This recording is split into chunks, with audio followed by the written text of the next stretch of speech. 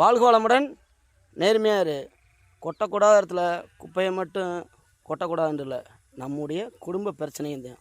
இன்றைக்கி நிறையா பார்த்தீங்கன்னா, தான் குடும்பத்தை போய் அடுத்த உட்காந்துக்கிட்டு என் அப்பா இப்படி செய்கிறேன், என் பிள்ளை இப்படி செய்யுது, எங்கள் அம்மா இப்படி செய்யுது, ஒவ்வொருத்தங்களும் ஒரு ஒரு குடும்பத்துலேயும் போய் அந்த குடும்பத்துக்குள்ளே பார்த்தீங்கன்னா பல விதமான குறைகளை சொல்கிறது.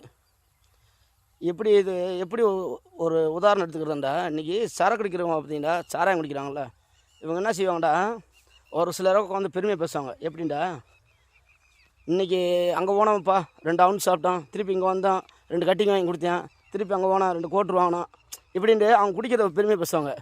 ஆனால் அது அவங்களுக்கு தெரிய மாட்டுது. நம்ம இது பேசுகிறது அவங்க பெருமையாக நினச்சி பேசுகிறாங்க. அது வந்து அவங்களுடைய வீக்னஸ் பாயிண்ட்டு, அவங்களோட குடும்பத்தை ஒரு மட்டம் தட்டுற மாரி தான் பேசுகிறாங்க.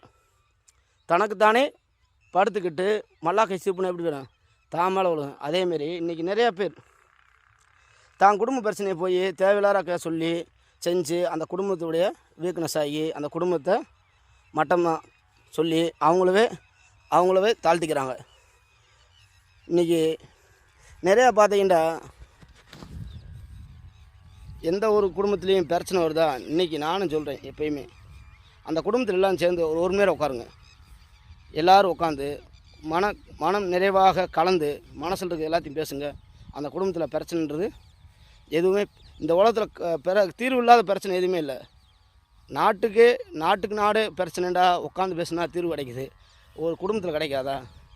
எல்லாம் உட்காந்து ஒரு குடும்பத்தில் பிரச்சனையாக உட்காந்து பேசுங்க. அந்த குடும்பம் வந்து நல்ல ஒரு ஆரோக்கியமான வாழ்வும், அந்த குடும்பத்தில் மகிழ்ச்சியும் நிலையாக இருக்கும்.